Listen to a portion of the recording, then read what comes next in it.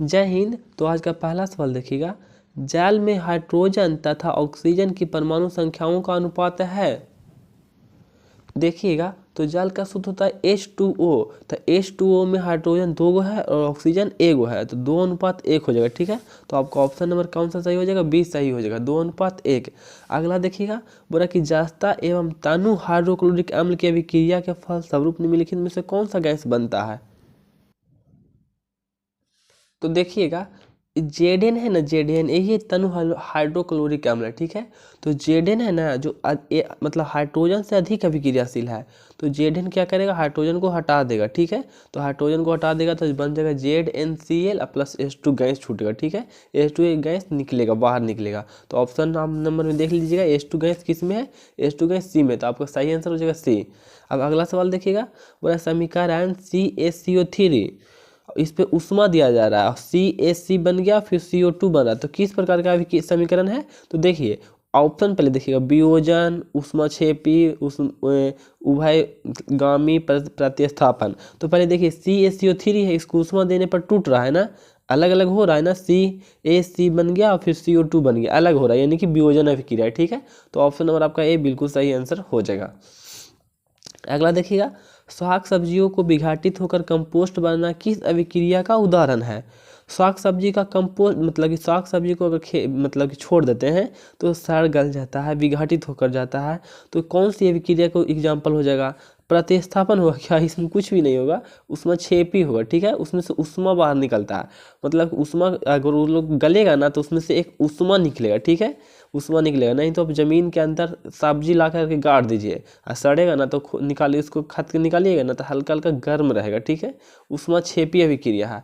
फिर अगला नहीं जना रहा है ना, अगला देखिए 5 नंबर, सिल्वर क्लोराइड AgCl का रंग क्या है? तो देखिए सिल्वर क्लोराइड है ना, क्लोराइड AgCl उसका रंग सफ़ेद होता है। ठीक है, लेकिन सिल्वर आयोडाइड बोले, सिल्वर AgI बोले आयोडाइड, तो आयोडाइड का पीला हो जाएगा। याद कैसे रखिएगा? देखो सिल्वर क्लोराइड मतलब यहाँ पे क्लोराइड, सिल्वर क्लोराइड, क्लोराइड की जगह पे यहाँ पे Na कर देते हैं, मतलब सोडियम, नमक का जानते हैं सूत्र? हाँ, तो NaCl होता है, नमक का NaCl। तो NaCl का रंग कैसा होता है? सफ़ेद होता है। तो AgCl का रंग कैसा है? सफ़ेद है। NaCl का रंग कैसा? सफ़ेद। AgCl का रंग कैसा? सफ़ेद, मतलब Cl वाला सफ़ेद आएगा। ठीक है, Cl सफ़ेद, Cl सफ़ेद, बुतलाना ही नहीं है, कन्फ्यूजन तो होना ही नहीं चाहिए, बहुत मार मारेंगे। सिल्वर क्लोराइड का रंग कैसा होता है जी? सफ़ेद होता है। ठीक है, वाइट होता है। और इसी को AgCl मतलब सिल्वर क्लोराइड और AgBr सिल्वर ब्रोमाइड का यूज किस में करते हैं? ब्लैक वाइट फोटोग्राफी में, ब्लैक एंड वाइट फोटोग्राफी में। यार आगे बोल देंगे, समझ रहे हैं ना? तो सिल्वर आयोडाइड का रंग पीला, सिल्वर क्लोराइड सफ़ेद, और सिल्वर ब्रोमाइड और सिल्वर क्लोराइड का यूज कहाँ होता है? कहाँ यूज होता है? तो ब्लैक एंड वाइट प्रिंटिंग में। ठीक है, अगला सवाल देखिएगा, निम्न में से कौन अवकारक है? इसको समझिएगा बढ़िया से, याद रखिएगा सवाल, निम्न में से कौन अवकारक है? देखिए सबसे पहला अगर आपको समझना है कि कौन ऑक्सीकारक पदार्थ है, कौन अवकारक पदार्थ है, तो उससे पहले समझिएगा कि ऑक्सीकरण अभिक्रिया और अवकरण अभिक्रिया क्या है। तो देखिए सिंपल सा है, ये देखो अगर आपको दो गो का नाम में कन्फ्यूजन हो रहा है कि आपका दोस्त दो गो है, दोनों का नाम में कन्फ्यूजन हो रहा है, तो एक को याद करो कि वो जो दिखता है ना अखिया वाला बुलुक्का, उसका नाम ये है, बस दूसरा को अपने याद रहेगा। दोनों याद करेगा तो बहुत कन्फ्यूजन में रहोगे, फिर ज़्यादा दिक्कत हो जाएगा ना। याद दोनों नहीं करना रहता है, एक को सिर्फ याद करो। ठीक है, और एक तो अपने से याद रहेगा। कन्फ्यूजन वाला क्वेश्चन को हमेशा एक ही याद करना चाहिए। तो सबसे पहले देखिएगा ऑक्सीजन मतलब कि ऑक्सीकरण अभिक्रिया क्या है? तो ऑक्सीकरण अभिक्रिया कुछ नहीं है, सिर्फ इसमें ऑक्सीजन जुड़ जाता है। ऑक्सीजन का जुड़ना ऑक्सीकरण, ऑक्सीजन का जुड़ना ऑक्सीकरण, ऑक्सीजन का जुड़ना ऑक्सीकरण। हो गया कि नहीं हो गया? हो गया। तब जब ऑक्सीकरण में ऑक्सीजन जुट रहा है तो अवकरण में क्या हुआ? ऑक्सीजन भागेगा। ठीक है, क्या होगा? ऑक्सीजन भागेगा, ऑक्सीजन भागेगा, ऑक्सीजन भागेगा, उनके ऑक्सीजन का हानि होगा, ऑक्सीजन को हानि होगा। अब देखिए इतना ही नहीं है, इसमें जब ऑक्सीजन जुट रहा है, इसमें ऑक्सीजन जुट रहा है, यानी कि -E आ रहा है इसमें से, तो प्लस क्या होगा? जाएगा, प्लस जाएगा। अरे ऑक्सीजन पे -2 चार्ज होता है ना यार, -2 चार्ज होता है ना, तो ऑक्सीजन आके जुट रहा है, ऑक्सीजन आके क्या हो रहा है? जुट रहा है, तो हाइड्रोजन तो जाएगा क्योंकि हाइड्रोजन में प्लस चार्ज होता है, तो हाइड्रोजन का लॉस होता है। ठीक है, हाइड्रोजन का लॉस होता है, तो हाइड्रोजन का मतलब इलेक्ट्रॉन इसके पास है, तो इलेक्ट्रॉन का लॉस होता है। नहीं समझे? यानी कि अगर बोले कि एक ऐसी अभिक्रिया हुई है जिसमें इलेक्ट्रॉन का निकला है या हाइड्रोजन निकला है तो ऑक्सीकरण, और जुटा है कौन, ऑक्सीजन, तो ऑक्सीकरण। तो इतना नहीं याद रखिएगा, आप रखिएगा कि दोनों इन्वर्स है। ऑक्सीजन अगर जुटा तो ये दोनों निकलेगा, और इसमें ऑक्सीजन घाटा तो ये दोनों जुटेगा, ठीक है। अब देखिए ऑक्सीकरण पदार्थ या तो इसको बोलते हैं ऑक्सीकारक पदार्थ, ठीक है। ऑक्सीकारक, एक लिखते हैं ऑक्सीकारक, ऑक्सीकारक। तो अब ऑक्सीकारक पदार्थ होता कौन है, ऑक्सीकरण नहीं, का ऑक्सीकारक। ऑक्सीकारक पदार्थ होता कौन है, तो वैसा पदार्थ जो उस ऊपरे वाला विक्रिया पढ़े ना, ये ऑक्सीजन वाला, कि वो वैसा पदार्थ जो ऑक्सीजन ला करके जोड़ दे, ऑक्सीजन को ला करके जोड़ दे। तो बताइए ऑक्सीकारक पदार्थ में ऑक्सीजन को जोड़ना है ना, तो ऑक्सीकारक में कौन ऑक्सीजन ला करके जोड़ेगा, अरे तो बोलेगा कि ऑक्सीजन क्या है, ऑक्सीकारक है या अवकारक है, तो ऑक्सीकारक है क्योंकि जोड़ सकता है, खुद ही जोड़ सकता है, ठीक है। हाइड्रोजन कौन सा है, तो हाइड्रोजन अवकारक है, क्यों, क्योंकि हाइड्रोजन तो इसमें आके जुड़ेगा, हाइड्रोजन तो इसमें से निकलेगा, तो हाइड्रोजन क्या हो जाएगा, अरे क्या हो जाएगा, अवकारक हो जाएगा, ठीक है, अवकरण हो जाएगा, अवकारक पदार्थ हो जाएगा। अब देखिएगा जो भी पदार्थ अगर ऑक्सीजन दे रहा है तो ऑक्सीकारक कहलाएगा, अगर ऑक्सीजन नहीं दे रहा यानी कि हाइड्रोजन दे रहा है तो अवकरण होगा, ठीक है। अवकरण मतलब अवकारक पदार्थ होगा, ठीक है। अब देखिएगा क्वेश्चन आपका क्या बोल रहा था कि निम्न में से कौन अवकारक है, तो निम्न में से कौन अवकारक है। अवकारक का मतलब क्या हुआ, हाइड्रोजन देगा, अवकारक का मतलब क्या होगा, हाइड्रोजन देगा, हाइड्रोजन ला करके क्या करेगा, दे देगा, तो हाइड्रोजन ही है यार, हाइड्रोजन सिर्फ ला कर दे देगा, और क्या, इतना सोचना क्या है, ठीक है। और कुछ रहता तो सोचबो करते हैं, इसमें से भी सोचना रहता है कि तुम ऑक्सीजन देने वाले हो या लेने वाले हो, पता करना रहता है वो इलेक्ट्रॉन बंधुता से कि किसका कौन कितना मजबूत बंधन बनाए हुए है। अगर कास का पकड़ ले हुए तो नहीं, छोड़ने वाला तो नहीं है। देखो H2S, तो H2S क्या मतलब कि दे सकता है क्या, ऑक्सीजन को दे सकता है, अरे ऑक्सीजन इसके पास है ही नहीं तो देगा घंटा, इसके पास ऑक्सीजन है थोड़ी है, नहीं ना है, तो ये अगर होगा भी तो अवकारक ही होगा।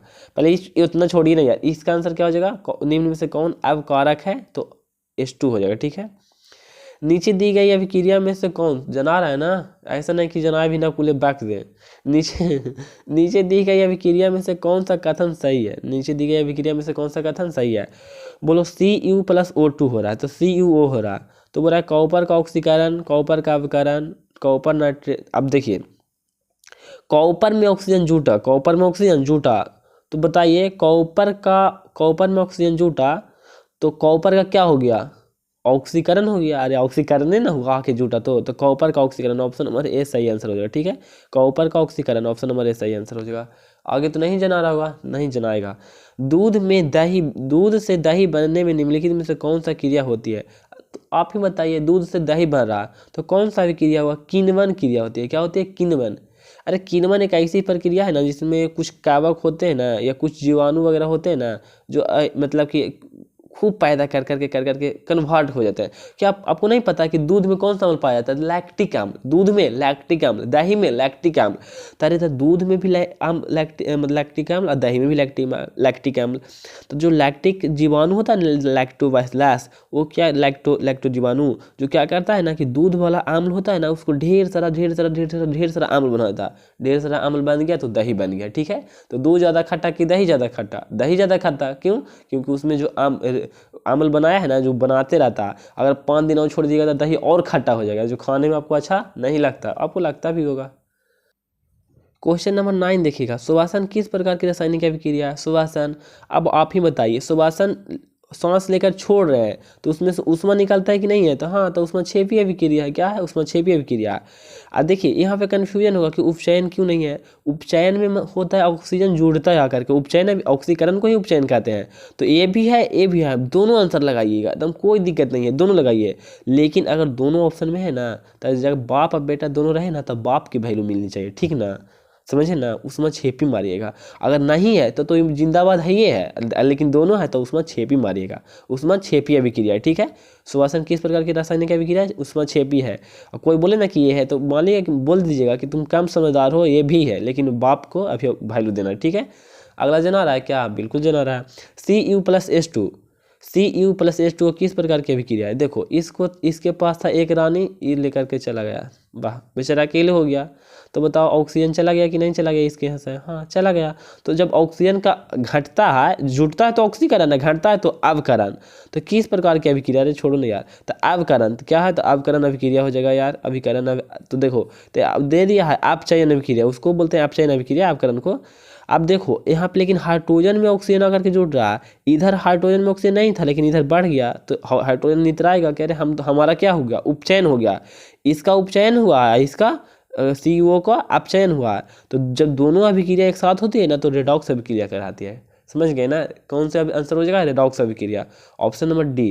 कोई हल्का हल्का याद करो ना यार, इतना पढ़ोगे तो फिर IAS बन जाओगे। हल्का हल्का ही पढ़ो, ज़्यादा नहीं। उपचयन वह प्रक्रिया है जिसमें, उपचयन वह प्रक्रिया है जिसमें, बताओ, उपचयन में ऑक्सीजन का जुड़ता है तो ऑक्सीजन का योग होता है, ठीक है। हाइड्रोजन का वियोग होता है, बात सही है। अरे हाइड्रोजन जुट रहा है, मतलब ऑक्सीजन जुट रहा है तो हाइड्रोजन तो भागेगा ही भागेगा। इलेक्ट्रॉन का त्याग होता है, इलेक्ट्रॉन का त्याग नहीं होता है बाबू। क्यों? इलेक्ट्रॉन का त्याग होता है, हाइड्रोजन का वियोग होता है। बिल्कुल सही है। क्यों? हाइड्रोजन का भी त्याग होता है। जब हाइड्रोजन निकलेगा तो मतलब कि उसमें से इलेक्ट्रॉन निकल रहा है, तो इलेक्ट्रॉन का भी तो त्याग ही हो रहा है ना, दोनों तो साथ ही चलता है ना। तो ऑप्शन नंबर आपका डी सही हो जाएगा, सभी। ठीक है, अगला सवाल तक आपको जनाएगा ना, आँख आपका तेज है। खाड़िया का, अरे खाड़िया का रासायनिक सूत्र होता है, खाड़िया का मतलब क्या होता है यार? खड़िया मतलब समझते हैं ना, खल्ली, खल्ली, चूना पत्थर। तो CaCO3 होता है, CaCO3, calcium carbonate, calcium carbonate, ठीक है, कैल्शियम कार्बोनेट होता है CaCO3। अगला सवाल देखिएगा, अगला तो नहीं जनाएगा। अगला सवाल देखिएगा, बोल रहा है कि Na2SO4, Na2SO4 sodium sulphate plus barium chloride BaCl2 दोनों अभिक्रिया हुआ है, ठीक है। तो ये अभिक्रिया होता है ना, तो दोनों भी आ जाता है, बगलवा वाला से दोनों भी आ जाता है। कहता है ये भाई बात तू हमरा तर तो चला ना, ये बड़ी ना समझी थी हमरा से। तो कहे कि तू हमरा तो चला, तो कहे ठीक है चला भैया। कुछ नहीं करता, ए नहीं यहाँ से जाता है उठ के बेचारा आराम से गद से बैठ जाता है, और यहाँ से जाता है ये उठ के आराम से यहाँ से ये बैठ जाता है। तो बोल रहा है BaCl, तो दोनों देखो BaSO4 और NaCl बन गया। तो बोला उपयुक्त रासायनिक अभिक्रिया क्या है? तो यह द्विव विस्थापन अभिक्रिया। कौन सा द्विव विस्थापन? इसके जगह पर ये आ गया, इसकी जगह पे आ गया, दोनों विस्थापित हो गया। तो कौन सी अभिक्रिया हो जाएगी? दो द्विव विस्थापन अभिक्रिया। कोई दिक्कत है क्या? दिक्कत है तो है। अगला सवाल देखिएगा, अगला बोला है ना कि मतलब कि Zn+CuSO4 है, इसका औकात कहीं क्या है यार? इसके सामने कुछ नहीं है। तो ZnSO4+Cu ऊपर दी गई रासायनिक अभिक्रिया किस प्रकार की है? तो ये विस्थापन अभिक्रिया हो जाएगा। क्या हो जाएगा? विस्थापन। कहाँ यार? ऑप्शन नंबर बी में, विस्थापन अभिक्रिया। क्यों? क्योंकि ZnO है जो CuSO4 को भगा देगा। भाग भाग भाग, तेरा औकात हो, तेरा औकात ही है इतना सुंदर रखे के, हमारा औकात है, इसको निकाल देगा बाहर। कह जा अलग हो गया, अलग हो गया। नहीं कहते हैं कि मतलब एक अकेले था, कुत्ता था और उसको मांस खा रहा था। शेर को रहते मैंने कुत्ता कहाँ से रे, भागो भागो भागो, भगा दिया। लेकिन शेर भी यहाँ पर गिर गया बेचारा है। इतना थोड़ी, शेर कुत्ता के जूठा खाएगा यार, लेकिन खा लिया यहाँ पर। ZnSO4 ऊपर देखिए रासायनिक अभिक्रिया किस प्रकार के? तो विस्थापन हो जाएगा, ठीक है। अगला सवाल तो अभी आपको जना रहा होगा क्योंकि आँख आपका पावरफुल है। जब मैग्नीशियम फीता को जलाया जाता है तो उत्पन्न आग की लौ होती है। अरे यार जो मैग्नीशियम होता है ना, जो मतलब अगर जलाइए ना ऑक्सीजन की उपस्थिति में, तो पहले MgO राख बनता है, ठीक है। क्या बनता है? आपको जना रहा है क्या? कहीं पर नहीं जना रहा है तो कहीं देख लीजिएगा, ठीक है। वो MgO बनता है, ठीक है। तो MgO बनता है ना, ये तो पहले तो क्षारीय ऑक्साइड होता है क्योंकि धातु है, ठीक है। अरे लिखावट पे मत जाओ, बहुत टाइम लगता है लिखने में। क्षारीय ऑक्साइड होता है, लेकिन इसका रंग क्या होता है? उजला होता है। और जलता है ना तो चमकीला जलता है, उजला सफ़ेद चमकीला, ठीक है। तो क्या होता है? चमकीला और मतलब चमकीला उजला। जब मैग्नीशियम फीता को जलाया जाता है तो उत्पन्न आग की लौ होती है, तो चमकीला उजला होती है, ठीक है। अगला सवाल तो आपको नहीं जाना होगा, तो नीचे करके देख लेते हैं, कि देख लीजिएगा, मैनेज कर लीजिएगा। एक जांच प्रश्नाली में लिए गए बिलियन में एक लोहे की कील को डुबाया गया। अच्छा, एक प्रश्नाली है उसमें एक बिलियन है, उसमें कौन बिलियन है ये नहीं बताया गया है, लेकिन उसमें क्या कहा गया कि लोहा के कील को डुबाया गया। आधे घंटे के बाद यह देखा गया कि बिलियन का रंग परिवर्तित हो चुका है। फिर देखा गया कि अरे रंगवा बदल गई, मर दे कोई रंग कौन मिला दिल का है, तो पता चला नहीं। तो उस जांच प्रश्नाली में बिलियन था, तो उस जांच प्रश्नाली में बिलियन कौन था? तो देखो, एक अभिक्रिया आपको याद करना पड़ेगा, सक्रियता श्रेणी। पहले ZnO को नहीं मतलब लोहा हटा सकता, क्योंकि लोहा से अभिक्रिया हुई, लोहे की कील को डाला गया, तो इससे अभिक्रिया होगा ही नहीं, संपन्न नहीं होगा, क्योंकि Zn से लोहा कमजोर है। हाँ, याद कर लीजिएगा कि Zn से कमज़ोर है और लोहा खुद से कैसे अभिक्रिया करेगा यार, कोई मतलब हुआ। Al2 से भी कमज़ोर है तो CuSO4 बचा। अरे कमज़ोर जो कमज़ोर बचेगा उसी को ना ठोकेगा। इसको से कमज़ोर है, इसको से कमज़ोर है, इसको से बरियार है तो ठोक देगा इसको, हट भाग भाग, तो बन जाएगा FeSO4 प्लस Cu बन जाएगा। ठीक है, इसको आप ऐसे याद रख सकते हैं। देखिएगा यहाँ से अब हल्का हल्का जना रहा है ना, नहीं जना रहा है तो कोई बात नहीं है। सबसे अभिक्रियाशील कौन? सोडियम, अरे सॉरी पोटेशियम। सबसे अभिक्रियाशील कौन? पोटेशियम। उसके बाद इसको, अगर इसको इस सब एक मौसा है, ये सब के नहीं, इसको छोड़ करके मतलब इस सब को भगा सकता है, इसको नहीं, इस सब को भगा सकता है, नीचे वाला सबको भगा देगा। ठीक है, ये एक कैल्शियम है। ठीक है, कैल्शियम भी सबको भगा देगा, मैग्नीशियम भी सबको भगा देगा। अब देखो यहाँ पे हमारा देखना है Zn, तो जेड यार नीचे आओ ना यार, Zn है तो Zn है तो Fe नीचे ना है, Fe नहीं ना हटाएगा, नीचे से ऊपर नहीं ना हटा सकता है, नहीं ना, अरे नहीं ना, बोलो ना, नहीं ना हटाएगा तो नहीं हटाएगा। ठीक है, अब देखो कॉपर बेचारा नीचे है, यहाँ पे एक हाइड्रोजन का रहता है, हाइड्रोजन यहाँ पे हाइड्रोजन रहता है, तो ये Zn है ना जो अब Fe है जो इसको हटा देगा आसानी से, नीचे वाला के किसी को भी हटा देगा। ठीक है, चलो छोड़ो यार, आप लोग इतना समझा तो पहले से हो। अगला देखिएगा अगला देखिएगा, रासायनिक अभिक्रिया के दौरान किसी पदार्थ में ऑक्सीजन का ह्रास कहलाता है। अरे ऑक्सीजन का ह्रास मतलब घाटा क्या कहलाता है? क्या कहलाता है बताओ जल्दी, घाटा क्या कहलाता है? ऑक्सीजन का ह्रास क्या कहलाता है? तो अपचयन कहलाएगा। अरे जुड़ता है तो उपचयन, घटता है तो अपचयन। इसके में मतलब कौन सा दौलत रखा हुआ यार, इसको याद करने में। रासायनिक अब देखो ना कितना बार पूछा, बार बार पूछा जा रहा था। रासायनिक अभिक्रिया के दौरान किसी इसका आंसर ये हो जाएगा अपचयन। रासायनिक अभिक्रिया के दौरान किसी पदार्थ में ऑक्सीजन का योग कहलाता है। देखो फिर एक तुरी पूछा योग, आपकी बुद्धि इसमें देखो 2019 के फर्स्ट में पूछा था मतलब हास तो उपचयन अपचयन, आपकी बोल दिया योग तो योग क्या हो जाएगा? उपचयन। देखो ऑप्शन दोनों सेम ही रखा गया, बदल दिया ना, लेकिन बी ही है। इसलिए कहते नहीं कुछ आता है तो 20 ही मार देना, नहीं आता है तब। देखो इसको 20 में भी पूछा गया, 21 में भी पूछा, 19 में भी पूछा गया था। ठीक है, अगला देखिएगा, अगला तो जना ही रहा होगा, इसका आंसर भी हो जाएगा। जिंक तथा सल्फ्यूरिक अम्ल के बीच अभिक्रिया से निम्नलिखित में से कौन सी गैस निकलती है? जिंक और सल्फ्यूरिक अम्ल, आपकी तो बताई थी यार, जिंक और हाइड्रोक्लोरिक अम्ल, तो आप जिंक है सल्फ्यूरिक अम्ल है तो फिर भी मतलब H2O निकलेगा। क्या निकलेगा? H2O। क्या निकलेगा? H2O गैस होता है यार, H2 निकलेगा। ठीक है, हाइड्रोजन गैस निकलेगा। ठीक है, कोई दिक्कत है क्या? इसको भी लिख दें, थोड़ा सा लिख देते हैं। देखिए यही है बिगड़ा हुआ है। Zn है, H2SO4 है, सल्फ्यूरिक अम्ल है। एक आके तुम मेरे रहते बारे में तुमको अधिकार औकात कैसे हो गया कि इस पे तुम लाइन मारेगा? अरे छोटा भागो भागो, तो इसको भगा दिया बेचारा को। अब अपने समझ रहे हैं ना, Zn SO4 हो गया। ठीक है, मेरी बात को कोई भी मानना चाहते हैं तो बुरा मान सकते हैं। तो ये 19 का तो आंसर हो जाएगा हाइड्रोजन गैस निकलता है। अब 20 देखिएगा, समीकरण H2 + O2 बन रहा है H2O। अरे तो बोला कि कौन सा अभिक्रिया है? तो संयोजन अभिक्रिया। अरे सीधा सीधा दोनों झूठ रहा है, तो झूठ रहा था संयोज नहीं कहते कि का संयोग था यार, मिल गए थे तो मिल गए थे, तो यही तो मिल ही गया ना, तो संयोजन अभिक्रिया ना है, तो ऑप्शन नंबर क्या है? ए हो जाएगा। अब अगला देखिएगा, जना रहा है ना, जनाएगा। रासायनिक अभिक्रिया में भाग लेने वाले पदार्थ को कहा जाता है। रासायनिक अभिक्रिया में भाग को ले, अरे यार कुछ ही है यार, कुछ है रटना था। रासायनिक अभिक्रिया में जो भाग लेता है ना उसको क्या कहते हैं? उत्पाद कहते हैं, मारेंगे ना, उसको क्या कहते हैं? अभिकारक कहते हैं। क्या कहते हैं? अभिकारक। जो रासायनिक अभिक्रिया में भाग लेता है, सिर्फ भाग लेता है, समझे ना, लेफ्ट राइट नहीं बोला, सिर्फ भाग लेने वाले पदार्थ को क्या कहते हैं? अभिकारक कहते हैं। ठीक है, और बन के तैयार होता है उसको उत्पाद कहते हैं। कहानी खत्म, कहानी खत्म, अभी शुरू कहाँ हुई है। अगला देखिएगा, अगला नहीं देखिएगा, क्वेश्चन 20 को रखना है। तो आज के लिए इतना ही, मिलेंगे कभी, तब तक के लिए बाय बाय, जय हिंद।